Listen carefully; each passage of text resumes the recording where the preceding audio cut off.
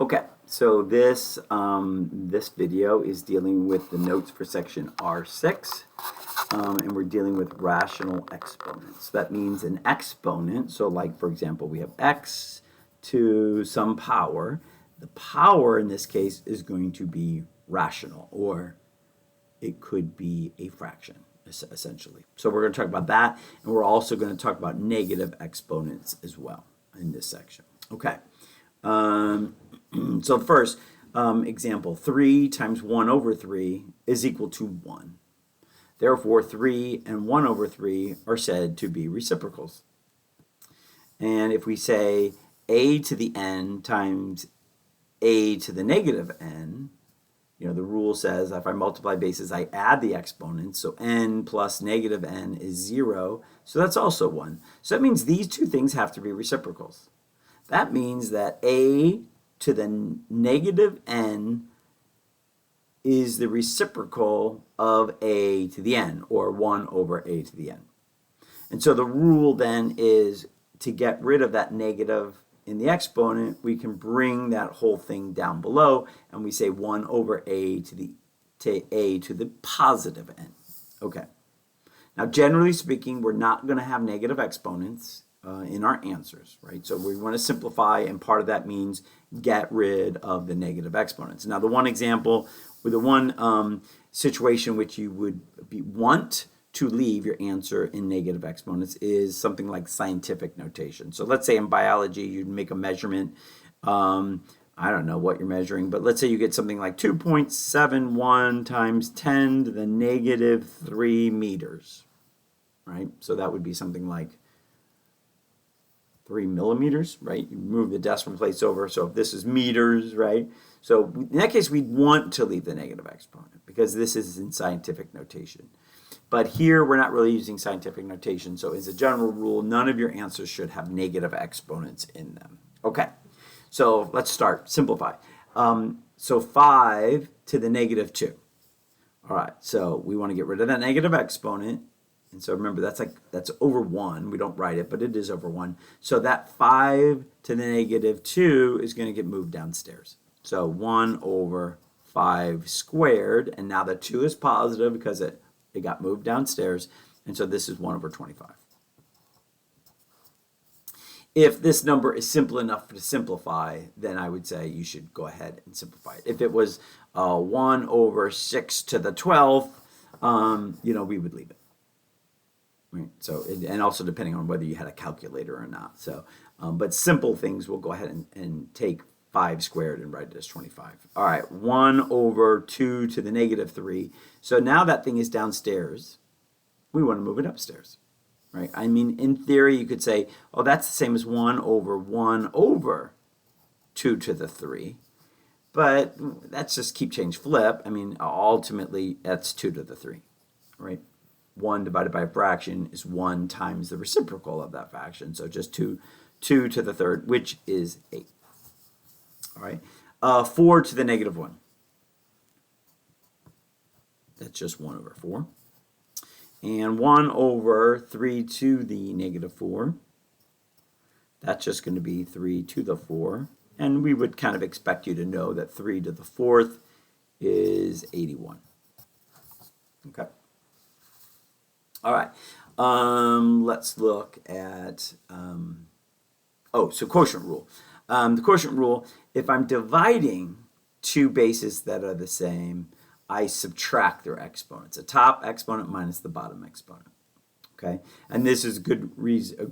And I kind of used that idea in one of the previous classes to explain why this is true, why this stuff is true, why anything raised to the 0 power is true. So if I had 2 to the 1 divided by 2 to the 1, that would be 2 to the 1 minus 1, or equal to 2 to the 0, but anything over itself is equal to 1, so that's a good way of kind of showing that anything raised to the 0 power has got to equal 1. Okay, so simplify these. So it's the top exponent minus the bottom. So, usually I skip over this intermediate step, but this is m to the 7 minus 3, which is just m to the 4th. So, usually we don't write that step. We can say, 7 minus 3 is 4, and we just kind of jump to that. Okay, here we have a negative exponent. What you probably want to do first before you do anything else is simplify this and simplify it and move, but move the negative, anything with a negative exponent, move it first. So I'm going to rewrite this. So 4 x squared on the bottom, we have 4 cubed, but that x to the negative 5 is getting moved upstairs. All right, now I have everything that is positive exponents. So anything on the same level of the fraction, the exponents add. Anything on different, like the 4, this is 4 to the 1 and 4 to the 3. So I could take, for the 4s, I could say 4 to the 1 minus 3 upstairs. But that's 4 to the negative 2, and then that's going to get moved downstairs. So if everything is positive, there's a kind of a shortcut. All right, where's the bigger exponent? It's downstairs, so I know I'm going to have a 4 downstairs. To what power? The difference in the two things. So squared. All right, the bigger is downstairs, and so the difference of those is going to be the exponent at the end, but it's going to be downstairs because the bigger one is downstairs. And then upstairs, I just add those up because they're on the same level and they're both positive, so I can just add them. Difference, we're going to subtract. Same level, we're going to add the exponents. All right, let's try this last one. So first what I'm going to do is I'm going to move everything that has a negative exponent. So upstairs, I have negative 3. I have, and then this 3 downstairs has a negative exponent, so that's going to get multiplied by, let's move it upstairs, so that negative 3 is going to get multiplied by 3 to the positive 2. And then I have an x cubed upstairs. This x is getting moved upstairs. X to the 6th, that gets moved upstairs because that's a negative. This y to the 4th, that gets moved downstairs. Y to the 4th, it now has a positive exponent. And y cubed, that y to the negative 3 gets moved upstairs is y cubed. Okay. So we have some stuff upstairs and some stuff downstairs. Upstairs, I have a negative 3 times a 9. That's negative 27 for my coefficient. And then my x's, those add. The exponents add, so x to the 9. And then now I have a y to the 3rd and a y to the 4th. The bigger one's downstairs. And it has an exponent of 1 because the difference in those is 1. And so it's, yes, it's negative. It's 3 minus a 4. And then that would have to get moved downstairs. So the quick thing to do is just say, okay, what's the difference of 4 and 3? 1, and it's downstairs. Okay. All right, so now let's look. That was kind of dealing mostly with negative exponents. Now let's start talking about fractional exponents or rational exponents. All right, if we square 5, we get 25. So 5 squared is 25. That means that 5 is the square root of 25. So if I say 25 to the 1/2 and I square that, I just get 25. That means 25 to the 1/2. If I square it, I get 25. So that means that is the square root of 25. Okay? So that means a to the 1 over n times n, raised to the n power, that's just equal to a. So a to the 1 over n raised to the n is just a. That means a to the 1 over n is the nth root of a. Now, let's just talk about, and then, of course, here's the general rule. A to the 1 over n is a number whose nth root is equal to a. All right, so let's just look at an example. So, you all know square roots, right? Square root of 25, that's 5. All right, so we also have some other roots. Now, normally we don't put a 2 here because if there's no number or index, we call that an index. If there's no number there, we know it's a square root. But if you need other roots, then you have to have the number. So, for example, cube root of 27. That means that's equal to the value that I have to multiply by itself 3 times. And that would give us 27. So that's 3. Make sense? Fourth root of 16. Fourth root of 16 is the number that multiplied by itself 4 times is 16, so that's just 2. So these are roots other than square roots. We have, some people say radical 25. It's really not a great term because this is also a radical, but the root is different. So we should say square root instead of radical 25. We should say square root of 25, cube root of 27, fourth root of 16, for example. Okay, now what this rule is saying on the other side is that a to the 1 over n is the nth root of a. So that is the nth root of a, and it can be written like this. Okay, so if I say 27 to the 1/3 power, that's the same as saying the cube root of 27, which is 3. Okay. If I say 25 to the 1/2 power, that's the same as the square root of 25, which is 5. All right, if I say 16 to the 1/4 power, that's the fourth root of 16, which is 2. So kind of repeating the same things that we saw up there. Now, the index or root is from the denominator. This 1 up here really goes here. All right, it's the power that's being raised to. So we can take this a step further to help us with other, we're really going to learn this rule in a later lesson, but it's nice to just do it now because it just makes it easier.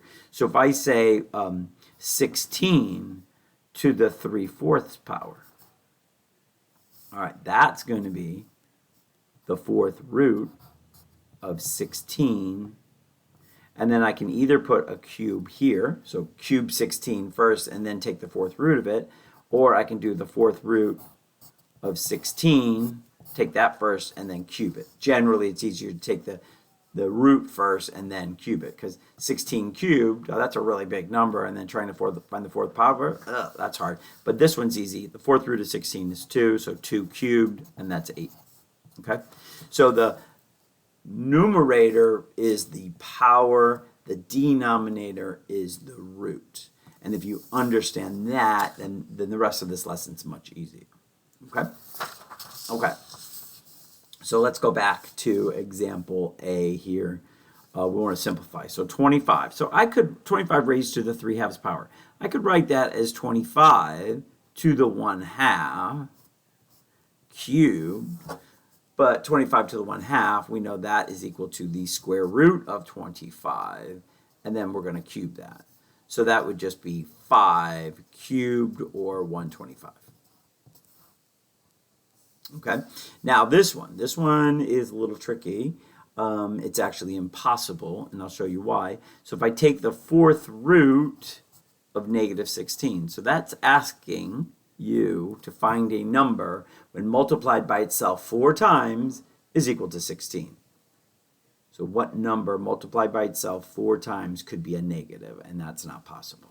So this is not possible. So not possible. Okay, now let's change it a little bit. What if I said the negative of 16 raised to the 3/4? Okay, so order of operation applies here, so this one is possible. This would simply be the negative of the fourth root of 16 cubed. All right, so that's possible, but here it's not the negative of 16 raised to a power. This is negative 16 raised to a power, so that's different. And it's not just any power, it's the fact that it is an even power. You cannot get an even number of items multiplied together. A negative times a negative is a positive, right? A positive times a positive is a positive. There's no way to get 4 things multiplied together and they'd be a negative. All right, but I could do this one. This one would be equal to what? The fourth root of 16 is 2, so it's the negative of 2 cubed, or -8. It would be the answer if we, essentially took away the parentheses. But as it is, that's not possible. All right, let's try the next one. 81 raised to the -5/4. So first, let's get rid of that negative exponent. So we could write this as 1 over 81 to the 5/4. And then let's write that using rational radicals. So that's going to be 1 over the 4th root of 81, and then that will be raised to the 5th power. Okay, so the 4th root of 81, that's just 3. You should kind of know that. 3 and then 3 to the 5th. That's small enough. You should probably be able to figure that one out. That's 1 over 243. Okay. All right, and then the next box here just reminds you of some rules. So when we multiply the bases, we add the exponents. Remember, we're multiplying the bases, but we don't actually multiply those two numbers together, right? It's that number, that base, raised to the power. So, sometimes we multiply the bases and don't add the exponents. Sometimes we just put the base and add them, but we don't get to ever do both. So remember that. And the same thing here when we divide.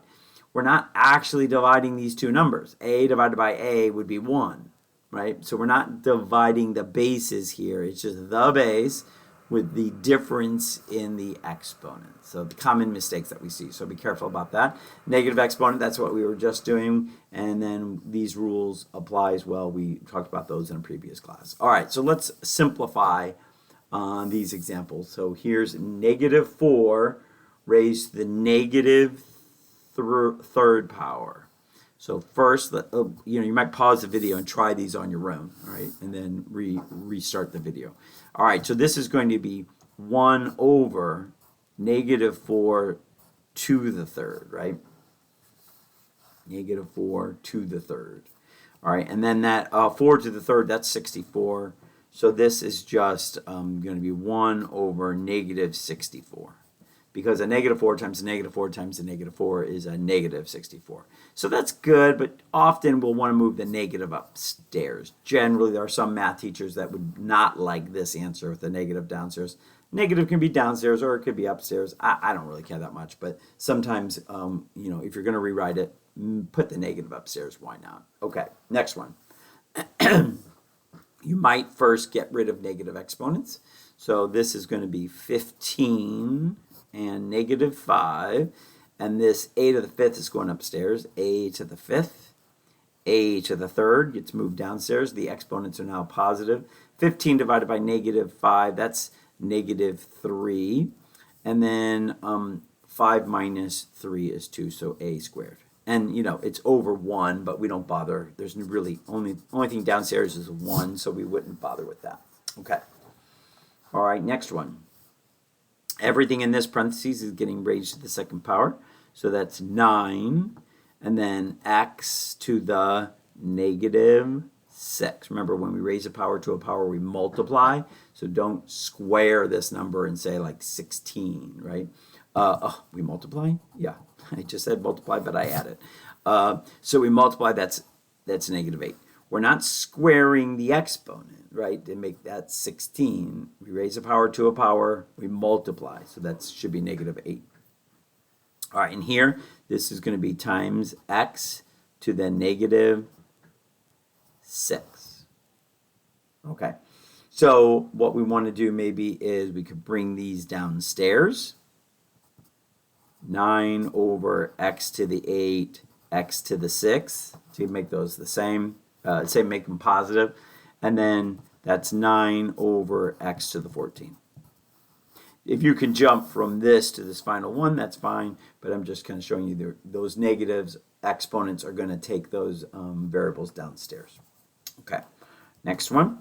Negative exponent, let's get rid of that. So up to this point, if things are negative, we move them we move them downstairs or we move them upstairs. So here we have a fraction. The entire fraction is being raised to a negative power. So we can simply say, flip the fraction and raise it to the positive version of that. So it's 64 over 27 raised to the positive 2/3. Okay, so what we can do here is we can raise the 3 is the root, so it's the 3rd root of 64 squared over the third root of 27 squared. Right? So we apply that fraction to both, just like we saw here. We apply that exponent to the top and to the bottom separately, and that's kind of what we did. And then cube root of 64, that's 4. Squared is 16. And the cube root of 27, that's 3. Squared is 9. Now, sometimes I see this, the common mistake, 16 over 9, those are both perfect squares. So people are like, oh, we should reduce that. Well, you can't. Reducing means find a common fraction, right? A fraction family thing. What would I divide both of those things by? I can't, the top is divisible by 2s, the bottom is divisible by 3s. I can't reduce that. So that's not equal to 4 over 3. I mean, if you don't believe me, pick up your calculator and say 16 divided by 9. Get that decimal equivalent and see if that's equal to 4/3. It is not. Right? So you can't take this. That's the final answer. You can't take that and say, oh, that's the same as 4/3. Right? You can't just take the square root of top and bottom. Okay. All right, and this one. So a couple ways you could do this. We could take, they're both positive, so we could take and say this is equal to 27 to the 7/3 minus 5/3. And that's just 27 to the 2/3. And then we can simplify that, right? So that's the same as the cube root of 27 squared. Cube root of 27 is 3. 3 squared is 9. Okay? All right, so let's go on to the back page of our notes. So here is some examples of some more sort of intense factoring, but now using some of our negative and fractional exponents. Okay, so factoring. So what we want to do first always is take out a GCF. And so I know a 5 coefficient, but then I can take some A's out. There's A's in both of those. So think about this for a minute. When we factor a GCF out, we factor out the smallest. So for example, if I said 5a cubed minus 10a squared, right? So I could take a 5 out, and the smallest of these two, right, is 2. So I can take a 5, wait a minute, didn't mean to put parentheses there. I can take a 5a squared out, leaving me with a minus 2, right? So I'm taking out the smallest of the variable's exponents. All right, so I could sort of do a little thing, same thing here. At first glance, okay, so it's going to be 5 and an a. And at first glance, you're going to think, oh, 3 is smaller than 5. But remember, these are negatives. So the negative 5 is actually smaller. So we're going to take a negative 5 out. All right, so the first one's easy. So what, if I divide this first term by 5a to the negative 5, that's just going to be 3. And then the 20, that's going to be 4. Now the a, be careful. I'm dividing this thing by a to the negative 5. So think about what that would be. This would be a to what power? So down below, I'm going to do it like this. I'm going to say, so I'd have a to the negative 3. And when I factor it out, I'm really kind of dividing by a to the negative 5. What is that equal to? Well, that's equal to a to the negative 3 minus negative 5, but that's really plus 5. And so this is just going to be 2. Okay? Now, you can always, with these trickier ones, you might distribute it back in, right? And make sure you get it. So what's negative 5 plus 2? Negative 3. So that kind of tells us that we did it correctly.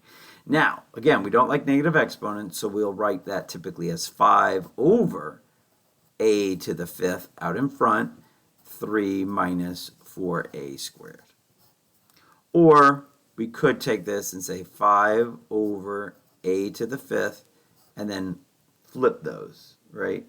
Or actually, if we took a negative 5 out, then we can switch these. We kind of like the higher degree to be first and we like it to be positive. So notice I kind of swapped them out. I took on a negative, and now my 4a squared is positive, and the 3 is negative. So either one, like this is okay, but this is kind of nicer somehow. We don't, we like the decreasing order here, and we took on a negative, and that allowed us to flip those. Okay, but either one of those would be a good answer. All right, try the next one, B.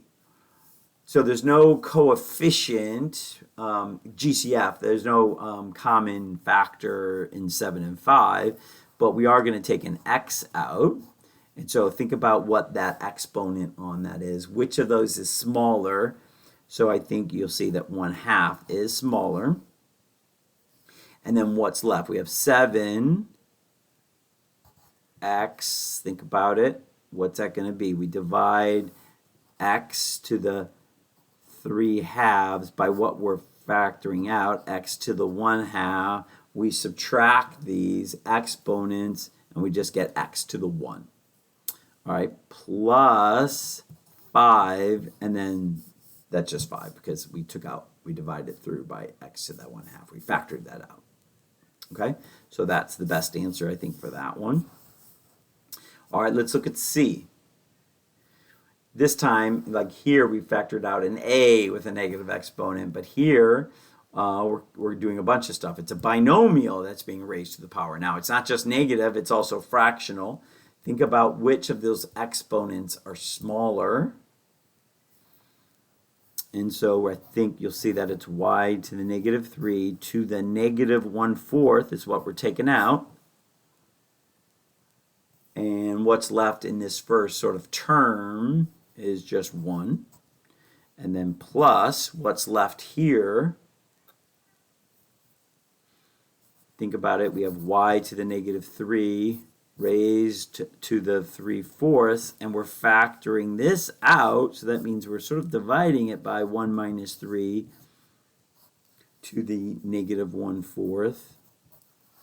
And so think about what's 3/4 minus a negative 1/4. So that's just going to be y minus 3 to the 1. Okay? So I don't really need the parentheses there, but I'm just trying to emphasize that, and indeed, try multiplying this back in, right?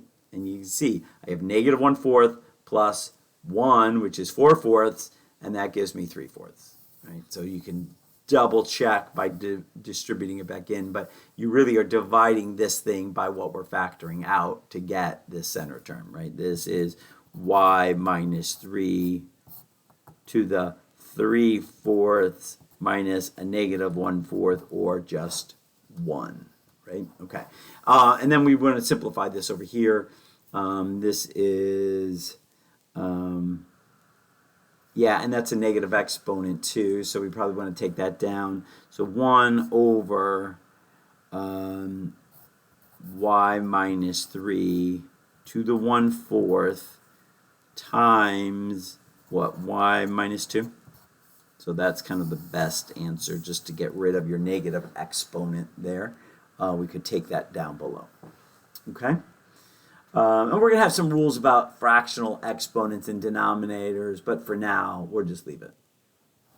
All right, now let's look at these last examples. We're revisiting here our complex fractions and practicing some more of these. So remember that x plus y raised to the negative 1. That's in parentheses. It's a binomial being raised to the negative 1 exponent. So I can't just take the x and flip it and the y and flip it. So what is that equal to? We're asking here. It's not equal, right? We have a slash through this equal sign. It's not equal to this. We don't get to do, that's like saying a plus b quantity squared. That is not equal to a squared plus b squared. That's kind of what we're doing here, right? We can't do that. So what is this equal to? This is equal to, this whole thing is being raised to the negative 1 power. That whole thing goes downstairs. If you want, we can think of it like that, right? We can just say 1 over x plus y, but it's being raised to the positive 1 power downstairs. All right, what is xy to the negative 1? Be careful. This is equal to x over y. right? The x has its own exponent here of 1. That negative 1 only applies to this variable y, not to the whole thing. Remember, students often look at that and think of it as this, and it's not. That would be 1 over xy. But x, y to the negative 1 is x over y. So be careful. There's some little details that you gotta get right here. All right, so how do we do this? Right? Simplify this using that same rule we just learned. This thing, though, cannot just go downstairs because there's a binomial, these two things down here. So I think the best way to do this is say 1 over x plus y over, and then this. This doesn't go upstairs. I can't take this x and move it upstairs because of this plus sign. It just, in that one monomial term, it goes over itself. So it's 1 over x plus 1 over y is how that we get rid of those negative exponents. All right, and now we want to practice, like, okay, we sort of dealing with negative exponents, but we also now want to simplify this. So, so what is the common denominator? We have x, y, x plus y over x, y, x plus y. So you multiply top and bottom by that. When I multiply top and bottom by this, the x plus y cancels with the x plus y. So upstairs, I get just xy. So the x plus y cancels with that x plus y, and I have 1 times xy. So it's just xy upstairs. So that simplifies it pretty quickly.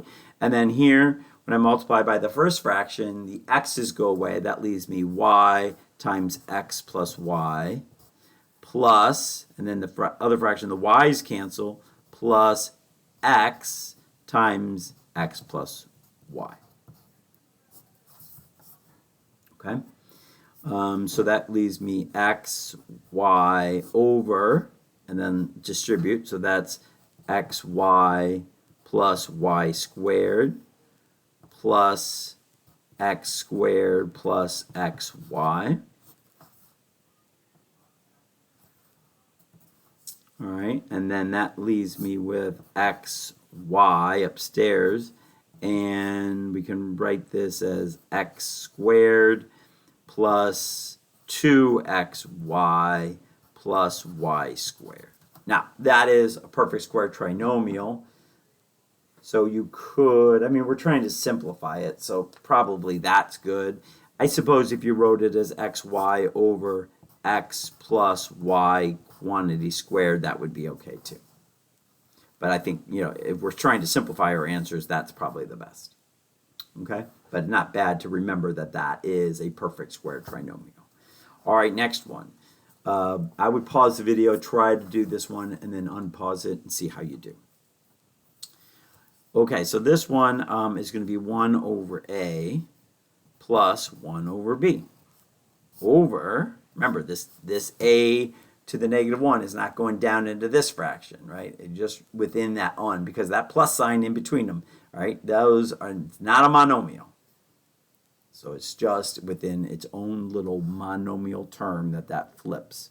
All right, and then this is 1 over ab. Both things went downstairs because it's more like this. It's not this. It's not ab to the negative 1. It's the quantity ab raised to the negative 1. Okay, so what is the LCD here? AB and AB. All right, so when I multiply this first thing, I just get B. The A's cancel. When I multiply these, the B's cancel. That leaves me with just plus A. And on the bottom, I get 1. So this would just be written as B plus A or A plus B. All right, and then the next one. All right, so on this one, it's going to be x minus 9 over y. So this is going to be, think of it as x over 1 over, I guess I could move my equal sign kind of to the middle here of the fraction bar. And then what is this guy? That gives us, in parentheses, x minus 3 over y, and then x plus 3 over y. Okay. These are conjugates, so that might be helpful to actually multiply those out first. So let's leave this as x minus 9 over y over, what is that going to be? X squared minus 9 over y squared. All right, so think about the denominators. This denominator is 1, this denominator is 1. What's the LCD of all four denominators? Y squared over y squared. And so when I multiply x by y squared, that's just xy squared. When I multiply these, that's negative 9y. On the bottom, I get what? X squared y squared minus 9. Okay? There is common denominator here of y, and if I factored it out, that wouldn't help me. I can't have y's in both of these. So there's nothing I can really cancel here. So I'm just going to leave that. Remember, we don't want it in factored form. We're simplifying, so we want it without any parentheses if we can get it there. Okay, so your homework for this section is listed here on the bottom of the page. Okay, so in this case, sometimes I don't want to give you just evens or odds, but sometimes I'll give you the multiples of 3. So you'll do 12, you'll do 15, all right? So that's what times 3 means. Don't do the problems 3 times. It just means the multiples of 3, all right? And then we do 84 to 116, and then that means the multiples of 4. So you'll do 84, you'll do 88, you'll do, what, 92, and so on. So every fourth problem. And then, of course, just problem 117. Okay. That is due next class.